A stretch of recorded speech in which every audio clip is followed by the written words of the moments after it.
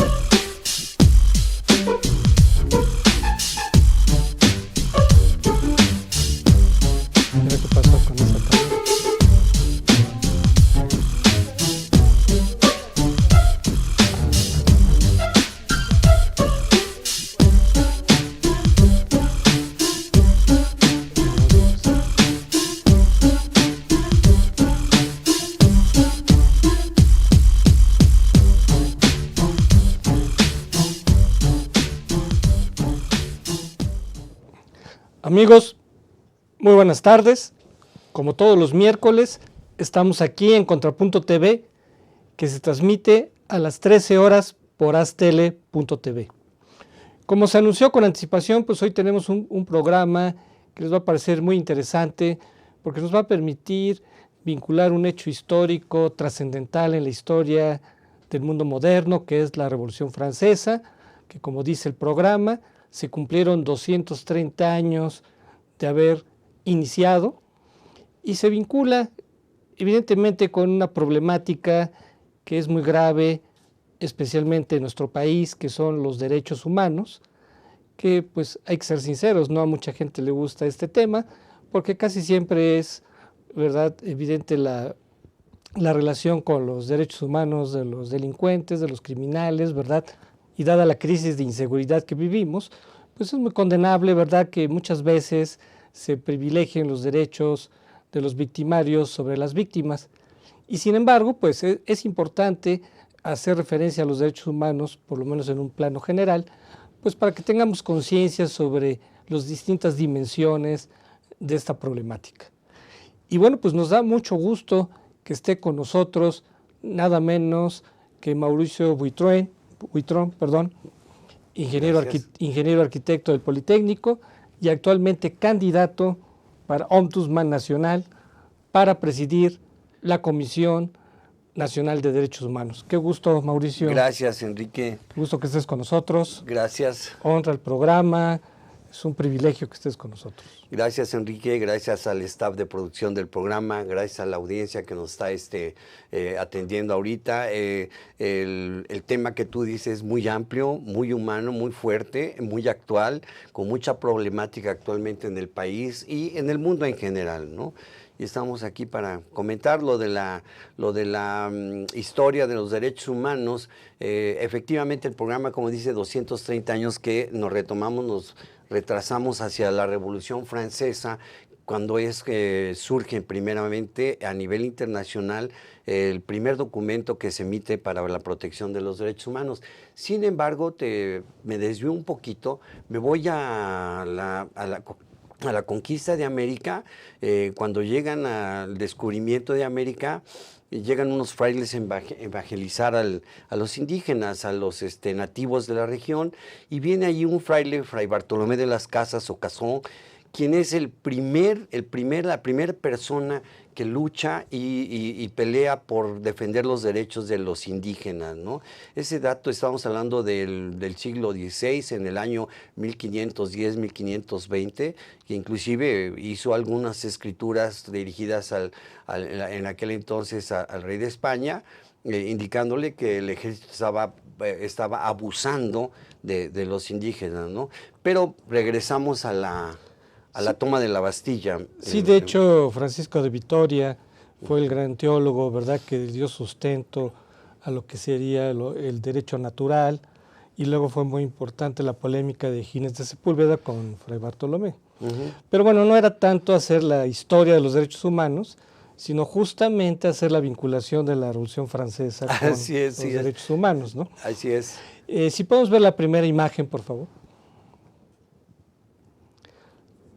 La toma de la Bastilla, ¿verdad? El hecho simbólico que marca el inicio de la Revolución Francesa, que como sabemos es el hecho fundacional de la Edad Moderna. Y bueno, pues no es concebible la modernidad sin estudiar la Revolución Francesa, Mauricio. Así es, así es. Este movimiento muy violento en Europa que abarca a nivel internacional, sobre todo en Europa básicamente, convulsiona a todos los ciudadanos, surge por la gran diferencia que había de un gobierno monárquico absoluto.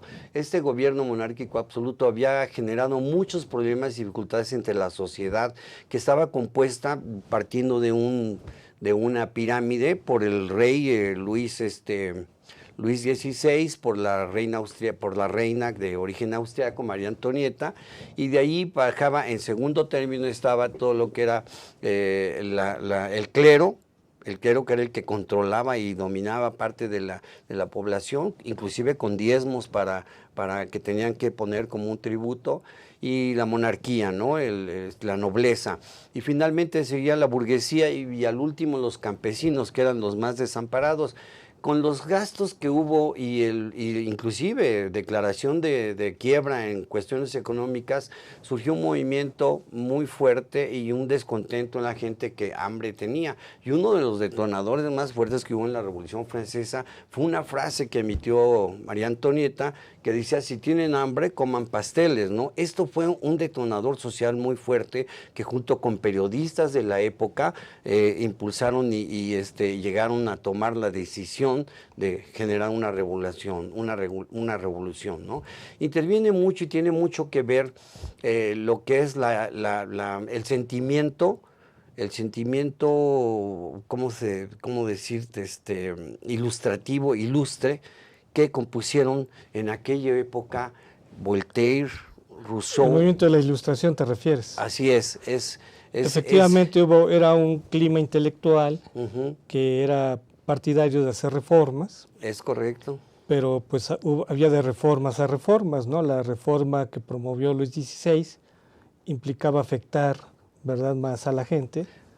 Y bueno, pues la Bastilla se movió un símbolo era una prisión que se volvió el símbolo de un gobierno que se volvió muy odiado por la mayoría de las personas. Así es. Si podemos ver la siguiente imagen, por favor. La Declaración de los Derechos del Hombre y del Ciudadano. Aquí está el ideario de la Revolución Francesa, que era un movimiento contra un gobierno absolutista, el de Luis XVI, incluso tiránico, y era muy importante reivindicar el derecho, ¿por qué del hombre y del ciudadano? Porque cuando se hace referencia al hombre, en ese entonces, ahora diríamos personas, se refiere a que ellos tienen derechos inalienables. ¿Cuáles son esos derechos inalienables, Mauricio? Pues ya es la libertad, la vida, la libertad, el derecho de vivir, de escoger, de elegir, de caminar, de moverme, de pensar, manifestarme. Sin libertad no hay nada. No hay nada. Inclusive una de las partes interesantes de esta declaratoria que se formó en la Asamblea Constitucional es el derecho del periodista de ejercer su función. Entre esas es la libertad de prensa. La libertad de prensa, y el otro punto fundamental era muy importante, era expropiarle al clero sus bienes, ¿sí? Y hacer una constitución específicamente para el clero. O sea, las libertades políticas que son fundamentales, pues gracias a estas libertades la gente puede elegir a sus autoridades o luchar contra sus autoridades. Es correcto. Sí. Ahí está la libertad de expresión. Es correcto, sí. Que es fundamental, y dentro de ellas la libertad de prensa, que también es trascendental. Aparte de las libertades, ¿qué otros derechos son básicos del individuo? Bueno, hablando que están en esa declaración. En esa declaración está, por ejemplo, el retirarle, expropiarle los bienes a la iglesia, que eran los que cobraban el diezmo a todos los campesinos. El otro problema que tenían los campesinos es que nada más podían venderle a la nobleza, no podían ellos buscar otros mercados, estaban muy controlados. Vino un problema muy fuerte de sequías en Francia que generó mucha hambre. Fue cuando dijo esta mujer la frase célebre que hizo enojar a mucha gente, ¿no?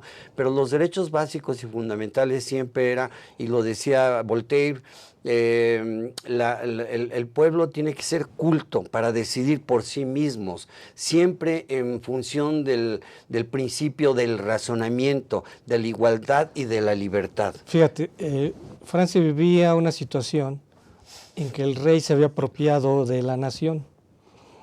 Entonces, las personas no tenían derechos. Entonces, entre ellos, pues, la libertad era fundamental, pero también está la propiedad.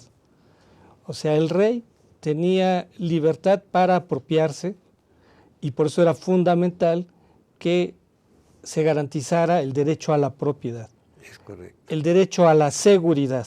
Es correcto. Porque las personas podían ser encarceladas sin tener un proceso, un juicio justo. Es correcto. El derecho a que impere la ley, porque como el rey hacía las leyes, entonces podía ser totalmente arbitrario. Como sucedía, así es. Entonces por eso es la gran importancia de la Declaración de los Derechos del Hombre y del Ciudadano. No es casual esta separación entre hombre y ciudadano, porque de acuerdo al derecho natural cualquier persona tiene derechos. Y aparte, ya dentro de unas características constitucionales, ya como ciudadano también tiene otros derechos. Es correcto, sí. De ahí que, por ejemplo, a mucha gente le molesta que los criminales tengan derechos, porque al final de cuentas sí son criminales, pero son hombres. Sí, ¿no? sí. Entonces hay derechos que son inalienables. Por el simple hecho de ser personas, se debe de respetar su vida. Es un problema que tenemos actualmente. Voy a salir un poquito. Lamentablemente la gente tiene la idea de que la Comisión Nacional de los Derechos Humanos castiga al inocente liberando al culpable. No es cierto, lo único que revisamos, y es bien importante difundir, por eso entre el proyecto que tenemos es difundir el conocimiento de cuáles son los derechos humanos de todos, de un niño, de un joven, de un adolescente, de un adulto mayor, para que todos sepamos el alcance que tenemos y el derecho que tenemos a defendernos, a poner una queja. En el caso de los indiciados en un crimen, en un robo, es muy común que se vulneren sus derechos. ¿Cómo? Sabemos que hay malos tratos, sabemos que no son presentados ante el fiscal o ministerio público y hay golpes, hay inclusive detenciones irregulares que finalmente vienen a generar que el juez tome una anulación de hechos y que causa la libertad del presunto, ¿no? Qué bueno que mencionas eso, porque otro de los derechos que está en esa declaración es la presunción de inocencia. Es correcto, ¿no? Tenemos derecho. Que es la base de un debido proceso. Así es. También está el derecho a la igualdad, que hay una igualdad jurídica para todos. Es correcto. Porque hasta la Revolución Francesa había privilegios. Sí, la monarquía era privilegiada, eran los reyes, la nobleza. Y el pueblo era escoria, ¿no? Que tenían que entrarle con su diezmo y con sus impuestos para mantener los gastos increíblemente, fiestas y reuniones y lujos que se daba la nobleza, ¿no? Sobre todo el rey y la reina en su época. Y esa declaración es la base de la Declaración Universal de los Derechos Humanos, que hace 71 años la ONU estableció. Es correcto. Fíjate que posteriormente a la establecición de esta declaratoria, en Inglaterra surge un escritor, Thomas Paine, que escribe el primer libro haciendo una reflexión de lo que había pasado en Francia. Ese libro se llama Los Derechos del Hombre también. Amigos, perdón, vamos a hacer una pausa y regresamos. Con gusto.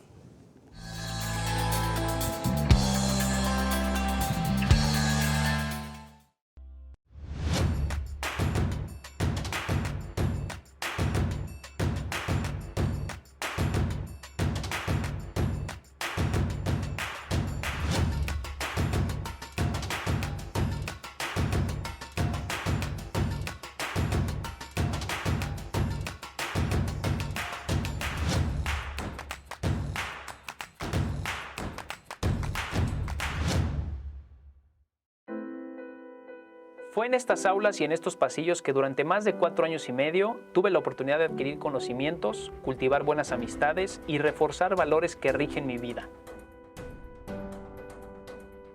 En mi gestión al frente de Jardines de México, trabajando con responsabilidad y honestidad, y en conjunto con un grupo multidisciplinario, hemos podido colocarnos como un punto emblemático del estado de Morelos y llegar a ser reconocidos como el jardín floral más grande del mundo. UNILA es más. Visita unila.edu.mx y conoce nuestra oferta académica.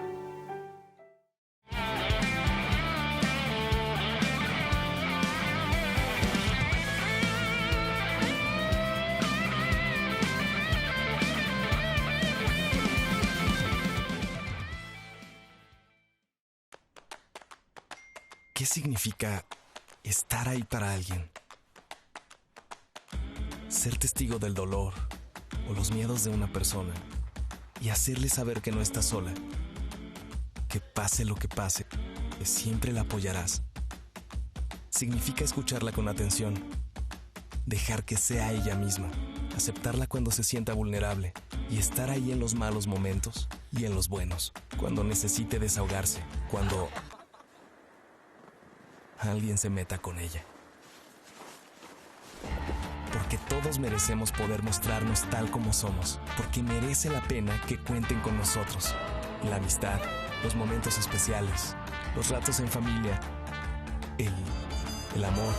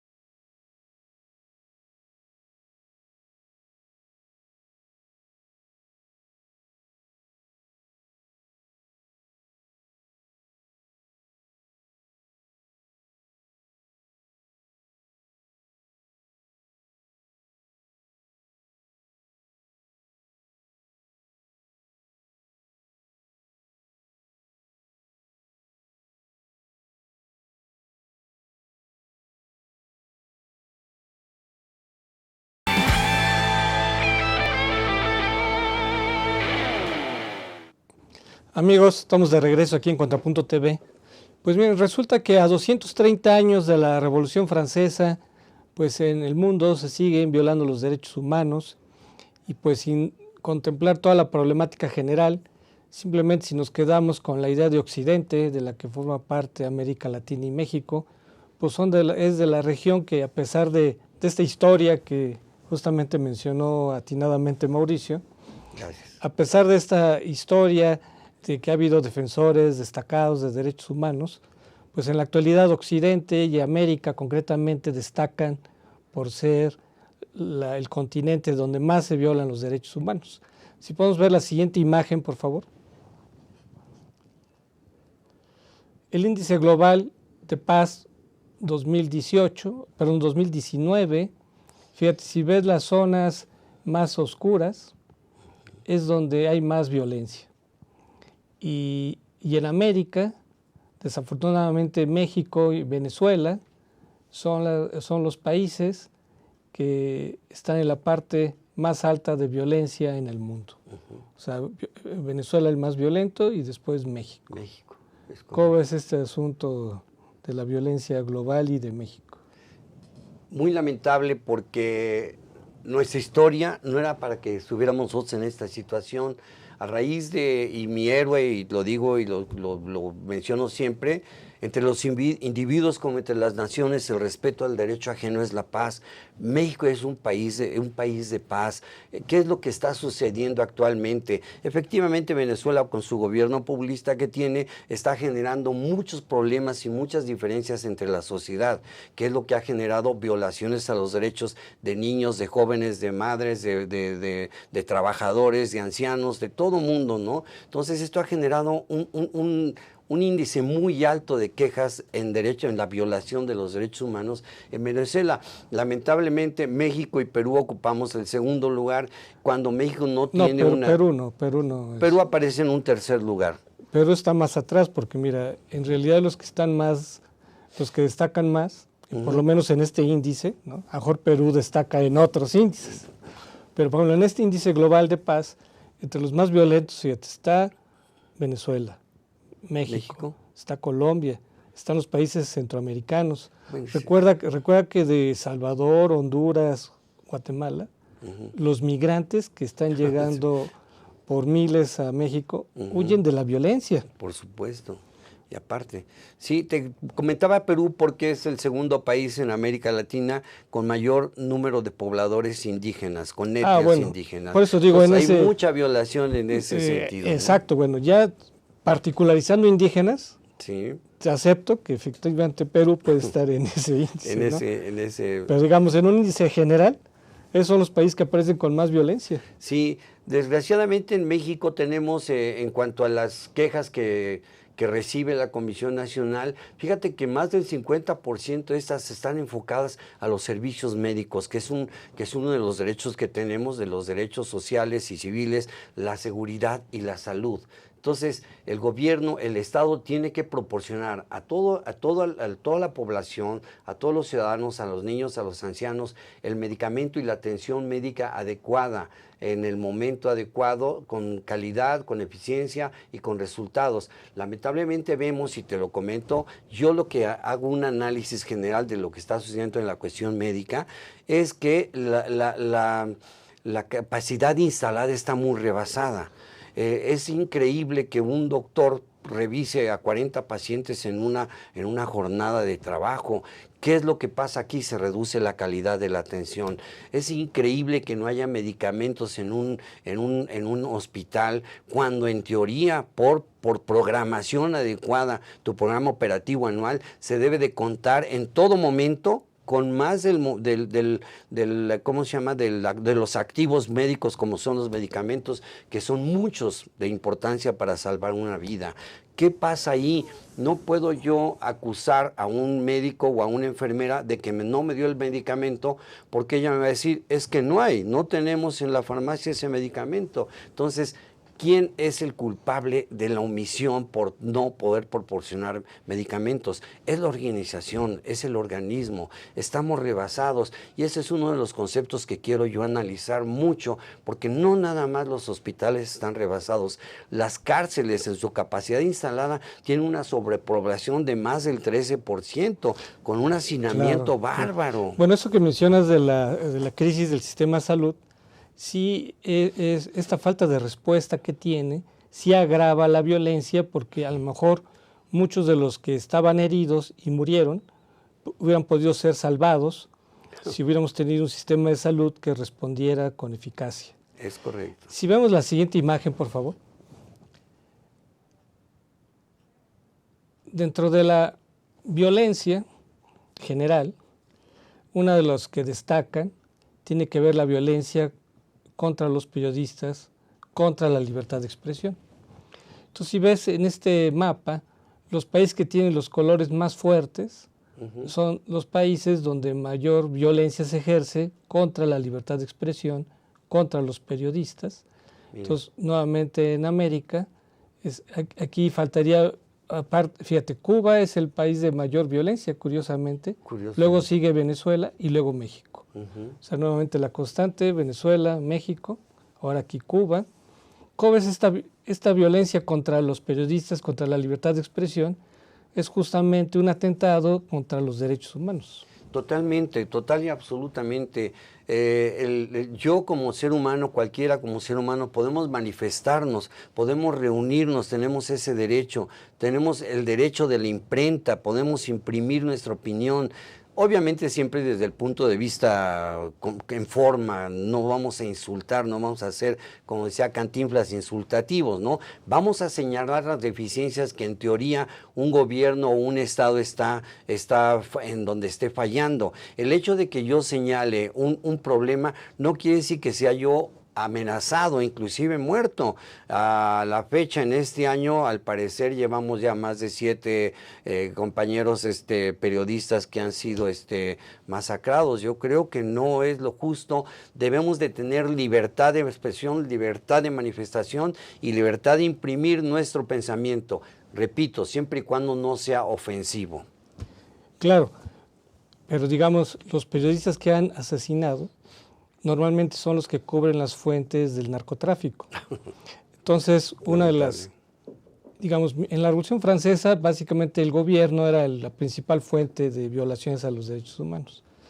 Pero en la actualidad no se sabe muy bien quién es, dado la imbricación que hay de la narcopolítica, donde están coludidos todos, y que desafortunadamente es el problema de la violencia, que hay una red de complicidades donde está involucrado autoridades, narcotraficantes, ¿verdad? Sí. Y la misma policía, que son los que están siendo fuentes de la violencia, ¿no? Sí. Si podemos ver la siguiente imagen, por favor.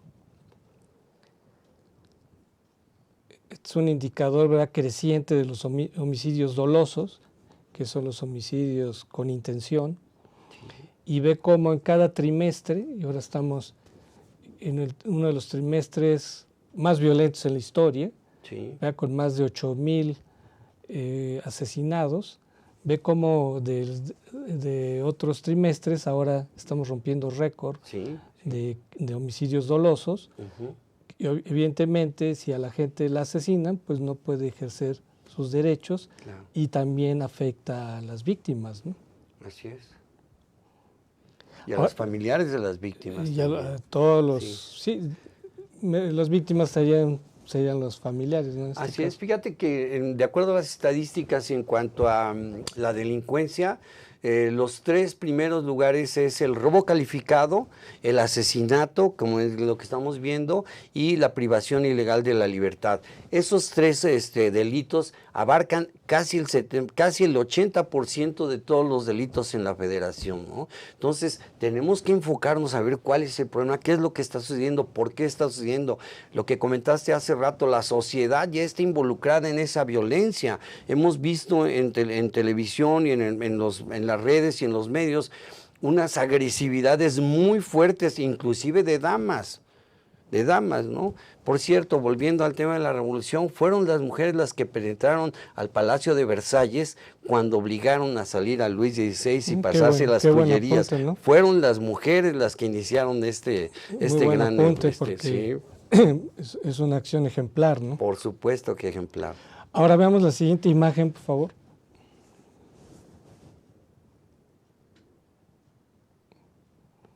Aquí nos referimos a los desaparecidos. Ve el dato relevante aquí, más de 37,000 según el registro actual de desaparecidos, Sí, del sexenio de Calderón sí, a la actualidad. Bueno, al 2018, sí, habría que ver cuántos están agregando en el 2019, sí. pero este es uno de los grandes dramas humanitarios de México. Terrible. Y estos son los que están registrados. Estoy seguro que son muchísimos más, dadas todas las fosas que se han Clandestinas encontrado. que han encontrado, ¿verdad? Terrible. Aquí viene el caso muy importante, es el caso de los jóvenes de Ayotzinapa, que a la fecha no se ha esclarecido como debe de ser, ¿no? Sí señalan a la Comisión Nacional de los Derechos Humanos como uno de los participantes en no aclarar esta situación, pero es muy difícil, no tenemos el cuerpo del delito. Si no hay cuerpo del delito, ¿en dónde está el delito en sí, no? Entonces, ¿qué podemos hacer? Aquí entran las quejas de los ciudadanos, de los padres de estos chicos, a la Comisión Nacional de Derechos Humanos, en el sentido de que la Fiscalía, hoy Fiscalía, antes Procuraduría, no hizo las investigaciones necesarias y adecuadas y con profundidad para saber cómo, por qué y cuándo y quiénes son los culpables de este hecho lamentable que nos puso a nivel mundial como los más bajos. Y además hay que destacar que a la Comisión de Derechos Humanos le faltan atribuciones, ¿verdad?, para poder haber ido más lejos de lo que se hizo, ¿no? Es correcto, la competencia de la Comisión Nacional de los Derechos Humanos entra nada más, única y exclusivamente cuando hay una omisión, un maltrato y un abuso de autoridad para con un ciudadano. Nada más, nuestras quejas no son vinculatorias, no tienen un objetivo, jurídico. Entonces, inclusive un pequeño puede poner su queja, un menor de edad puede poner su queja en la Comisión Nacional de Derechos Humanos porque no hay un formalismo jurídico para hacerlo.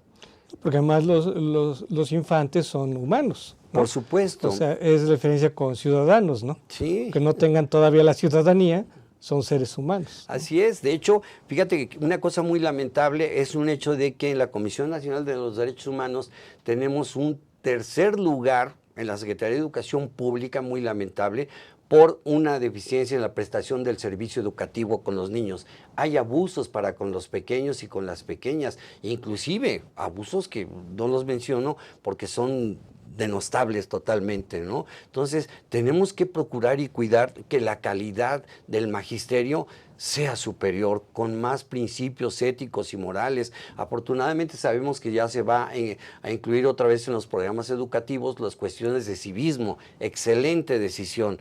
Yo lo veo muy bueno eso, pero tenemos que apoyar y decirle a los pequeños y a las niñas y a los niños cómo detectar una conducta anómala de un profesor, de una maestra o de un personal administrativo o de mantenimiento en las escuelas, ¿no? Que son los que están abusando de estos pequeños. Claro. En la Declaración de los Derechos del Hombre y el Ciudadano tiene una gran importancia el respeto a la ley. Si podemos ver el siguiente índice, por favor.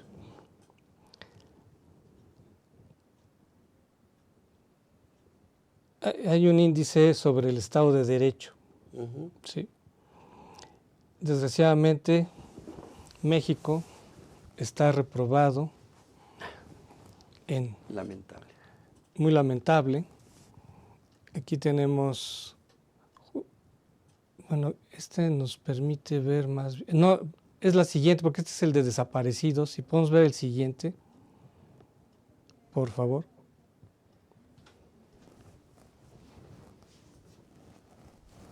Este es el mismo que estábamos viendo. Sí. La siguiente imagen, por favor, antes de que nos vayamos al corte. A ver, ahora sí. El índice del Estado de Derecho. ¿Sí? En este índice se puede ver también aquellos que los países que están en color marrón. Hay un bajo respeto al Estado de Derecho. Vamos a la pausa y regresamos.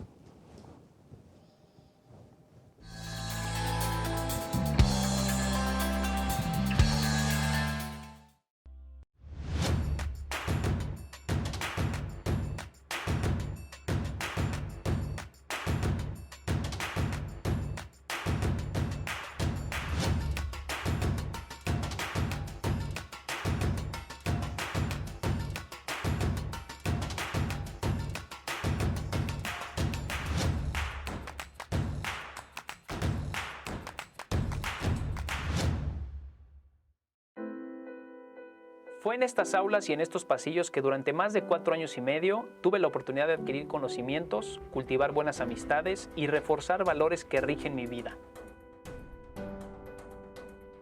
En mi gestión al frente de Jardines de México, trabajando con responsabilidad y honestidad, y en conjunto con un grupo multidisciplinario, hemos podido colocarnos como un punto emblemático del estado de Morelos y llegar a ser reconocidos como el jardín floral más grande del mundo. UNILA es más. Visita unila.edu.mx y conoce nuestra oferta académica.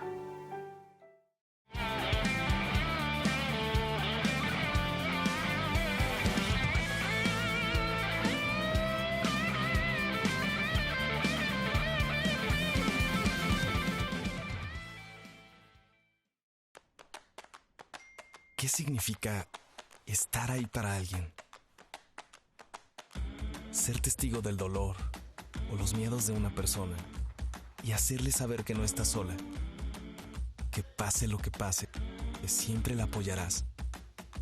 Significa escucharla con atención, dejar que sea ella misma, aceptarla cuando se sienta vulnerable y estar ahí en los malos momentos y en los buenos, cuando necesite desahogarse, cuando alguien se meta con ella. Porque todos merecemos poder mostrarnos tal como somos, porque merece la pena que cuenten con nosotros.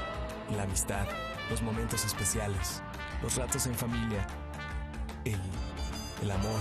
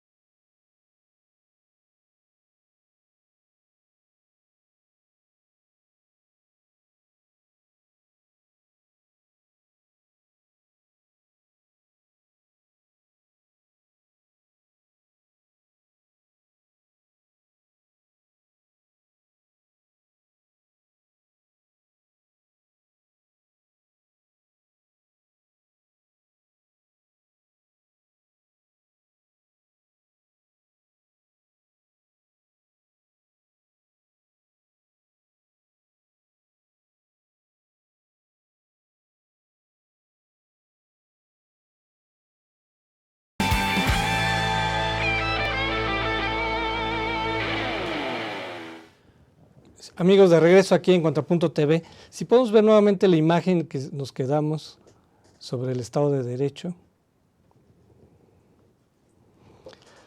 Hablábamos de que México estaba reprobado en Estado de Derecho, porque pues ahí se puede ver que es de los países donde el Estado de Derecho es más débil, y viendo una escala podemos decir que México está reprobado, pues de una escala del 1 al 10 tiene .45, ¿sí? Entonces no llegamos al 5, estamos reprobados en Estado de Derecho y estamos en el nivel 99, solo Venezuela está más abajo que México, ¿sí? Podemos ver la siguiente imagen, por favor, nos tenemos que ir un poco más rápido porque nos faltan ver todavía varias. Relacionado con el Estado de Derecho está la corrupción. El índice de percepción de corrupción, también podemos ver que entre más el color esté más fuerte, es mayor la corrupción de un país. Y eso viene, por ejemplo, en los últimos 3 sexenios. Fíjate, cuando inició Calderón, Sí. México estaba en el lugar 70 de 180. Qué bárbaro. Cuando terminó Calderón, estaba México en el 105. Y cuando terminó Peña Nieto, México estaba en el 135 de 180, ¿sí? ¿Cómo ves este tema de la corrupción? No es de los más fuertes. Deplorable, deplorable, porque esto nos hunde, es un gran lastre que traemos cultura, en el genoma del mexicano. Mira, en cuanto a la impartición de justicia, sucede algo que te comenté hace rato. Los órganos que imparten la justicia están rebasados. ¿Qué es lo que sucede cuando llegas tú a levantar un acta? El fiscal o Ministerio Público no está porque fue una diligencia y llega hasta las 8 de la noche. Entonces, todas esas anomalías por no tener la capacidad de atención inmediata al público generan retrasos y omisiones que finalmente pueden violentar los derechos humanos de un agredido, de un lesionado, de un robado. En fin, esa es una cosa. En cuanto a la corrupción, me lamento mucho que México se mueva con el lema de que el que no tranza no avanza. Ese lema debemos de descartarlo totalmente de la ideología, empezando de los pequeños. La escritora española Concepción Arenas decía: construid escuelas y cerraréis cárceles. ¿A qué me voy a enfocar? A los niños, a preparar a los niños para evitar ese esquema de corrupción. No es posible que del otro lado del río Bravo te digan tu nombre y te lo crean, y aquí tengas que llevar hasta el acta de nacimiento de la abuelita. No es posible que el mexicano siempre esté burlando la autoridad. ¿Por qué allá se comportan de otra manera como acá? Allá sí se aplica la ley de manera eficiente, efectiva y drástica cuando es necesario, ¿no? Es lo que tenemos que cambiar aquí, ese esquema. Recuperar la imagen del policía, recuperar la imagen del fiscal, o bueno, lo que era el Ministerio Público, para que con mejor trato y mayor eficiencia sigan el procedimiento que está establecido en los códigos federales de procedimiento penal. No hay otra. ¿Por qué por qué maltratar a la gente? ¿Por qué maltratar al homicida o al villano o al pillo o al violador? Podemos manejarlo de manera inteligente, no necesitamos golpes, ni tehuacanazos, ni toques, ni nada de eso. Por eso se violenta. ¿Por qué el pillo cuando es atrapado saca una moneda, un billete y compra su libertad? Está definitivamente mal hecho. Es mayor el daño que hace al país aquel policía de investigación o policía de barrio que reciba dinero y deje sin castigo al delincuente, ¿no? Ya lo dijeron, el proverbio dice: perdonas al delincuente y castigas al inocente. Tenemos que corregir eso. Por eso mi base, mi principio es la educación, los pequeños.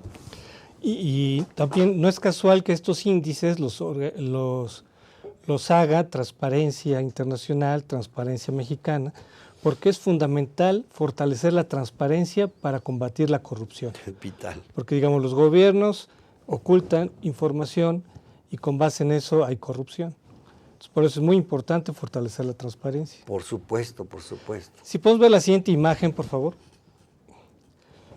Uno de los hechos que más molestan a la gente tiene que ver con la impunidad. Cuando se habla de los derechos de los delincuentes, es natural que la gente se moleste y justamente como hay impunidad, pues hay más delincuencia. Es correcto. Entonces, la gente tiene razón cuando la gente se preocupa por los derechos de los delincuentes, sobre todo porque se promueve la impunidad. Así es. ¿No? O sea, como el delincuente encuentra la forma de eludir la aplicación de la ley, queda impune su acto, y eso lo que promueve es que haya más impunidad, ¿sí? Es correcto, sí. Y México es de los países justamente donde hay mayor impunidad, donde se evade la ley. Así es. De hecho, las estadísticas dicen que de 100 delitos que se denuncian, quedaron otros 100 sin denuncia. Entonces estamos con datos que no son reales y eso tenemos que verlo. El detenido que está purgando una condena, dentro del procedimiento que tiene aclarado, es el de la reinserción social. ¿Cómo vamos a reinsertar socialmente a un detenido cuando allá adentro se preparó más? Es la universidad del crimen. Entonces el joven sale o el señor sale con un deseo de venganza, con mucho rencor, con mucho hartazgo de la prisión y sale a desquitarse con la gente. Entonces no, debemos de modificar ese esquema para que la reinserción sea adecuada y positiva para los que están purgando alguna sentencia, ¿no? Sí es cierto, la Constitución enmarca en varios artículos que tenemos el indiciado tiene derecho a defenderse, a demostrar su inocencia y la Fiscalía a juntar todos los elementos para poder decir que sí es un delincuente, ¿no? Y ese procedimiento, por la falta de capacidad, por la falta de tiempo. O la corrupción. O la corrupción se desvanece, se anulan los hechos y el indiciado queda en libertad. ¿Y qué hace el indiciado? Continuar evadiendo la ley y continuar haciendo sus artimañas en la calle, fastidiando al ciudadano, ¿no? Si podemos ver la siguiente imagen, por favor. Otra fuente de que no se cumplan los derechos humanos, ¿no?, tiene que ver con la, creo que no es ese, porque creo que es la, sí, pasa, no alcanzaba a ver acá. La desigualdad social, salarial en el mundo. Fíjate.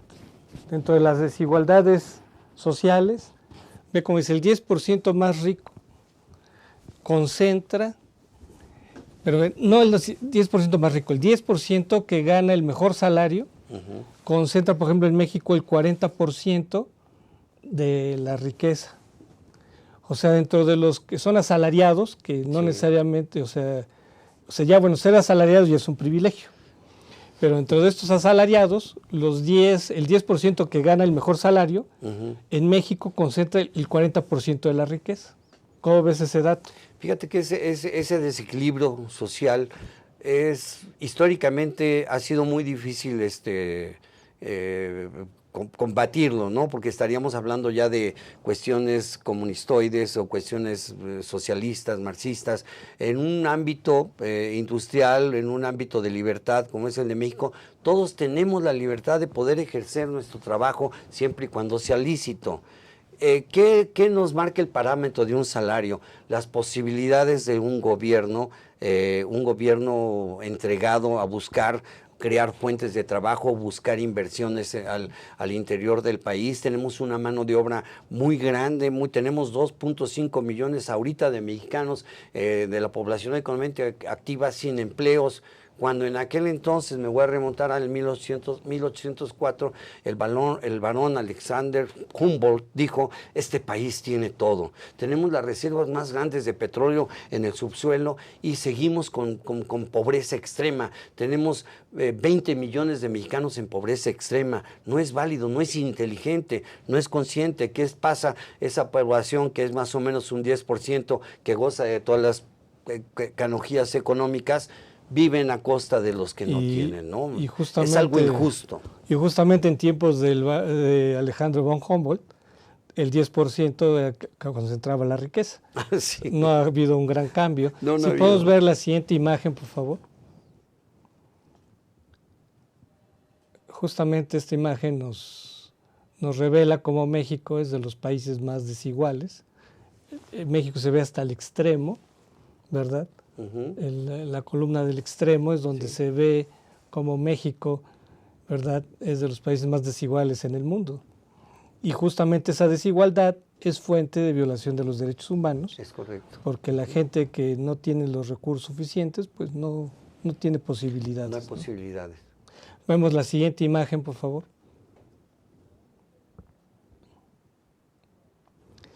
Justamente esta situación hace indispensable fortalecer la Comisión Nacional de Derechos Humanos. Definitivamente. Sí, tenemos que borrar la mala imagen que tiene la comisión, en el sentido de que mucha gente desconoce qué es la Comisión Nacional de los Derechos Humanos. Tienen la idea de que es el defensor de los delincuentes, cuando no es cierto. Lamentablemente, nuestra Constitución habla sobre los derechos de un indiciado, de un presunto culpable, y todo el procedimiento que debe llevar, que se debe de vigilar, porque él tiene derecho a defenderse, derecho a la defensoría, derecho a la justicia, tiene que demostrar su inocencia, pero el procedimiento está tan corrompido que lamentablemente por la anulación de los hechos quedan sin castigo, ¿no? Entonces volvemos a lo mismo, tenemos que modificar todo ese concepto para que la Comisión Nacional de los Derechos Humanos, no debemos de pedir que no se cancelen los hechos. El indiciado debe de continuar. Si un servidor público, un policía de investigación, un policía de barrio, un ministerio público cometió un error, que se le castigue al servidor público. No se debe de dejar en libertad a nadie que no haya comprobado legalmente su inocencia. Tenemos que castigar al culpable, al delincuente hay que castigarlo, no al inocente. Eso es lo que quiero modificar en la Comisión Nacional de los Derechos Humanos, que el derechos humanos entienda a la gente que no se defiende al delincuente, se defiende al ser humano. Porque justamente ahora, cuando se hizo el nuevo sistema penal acusatorio, se le quitaron el carácter de grave a distintos delitos. Entonces la idea era que, justamente basada en la presunción de inocencia, que no te metieran a la cárcel y luego ya, una vez que se demuestra tu inocencia, te sale, porque digamos te estarían revictimizando. Así es. Entonces la idea de que algunos delitos, fíjate, delitos que te pueden parecer incomprensibles, como el acopio de armas, ¿no? Entonces dice, el acopio de armas ya no es delito grave, y entonces tú puedes seguir en libertad tu proceso. Entonces dicen, bueno, a ver, si te encontraron con un cuerno de chivo, ¿cómo es posible que no sea un delito grave, ¿no? Entonces puede parecer incomprensible que se le quite el carácter de grave, y entonces yo a un magistrado aquí le pregunté, ¿cómo es posible que alguien que lo encuentres con armas de alto poder, o incluso cualquier arma, pueda llevar su proceso en libertad, no sea sujeto a la precaución, a la prisión precautoria. Ujú. Es correcto. ¿Y qué crees que me respondió? Que la mayoría de los casos les habían sembrado las armas Hijo. y que por esa razón se quitó como delito grave. ¿Cómo ves ese asunto? Sí, es muy cierto eso del sembrado de las armas, se ha dado el sembrado de drogas inclusive. Hubo una película hace muchos años que se llamó El tren salía de Turquía y llegaba a París, donde un joven se ofreció a llevar un bulto y era droga, ¿no? Entonces eso suele suceder hoy en día. Yo tuve una experiencia terrible en Australia con un pariente mío que tuvo una situación de ese tipo, pero él adquirió una pieza en Tailandia y a la hora de pasar la pieza por los escáneres se veía que traía algo adentro. Afortunadamente eran residuos del procedimiento de los barnizadores de la pieza, pero mientras estuvo detenido 3 días, ¿no? Entonces sí tenemos que tener mucho cuidado, nos pueden sembrar en cualquier momento una prueba que puede incluso ponernos en detención preventiva o directo al botellón, ¿no? Como normalmente se dice. Sí, estamos ante una sociedad lamentablemente muy, muy empapada, muy involucrada con el AMPA. Y lamentablemente los brazos de esta AMPA han tocado ya niveles de nuestros políticos y de nuestros gobernantes muy arriba. Entonces ya estamos expensas en cualquier momento de una desgracia, de una injusticia de este tipo. Amigos, agradecemos mucho su presencia aquí en Contrapunto TV. Los invitamos para el próximo miércoles para otro tema de interés nacional o internacional. Hasta la próxima.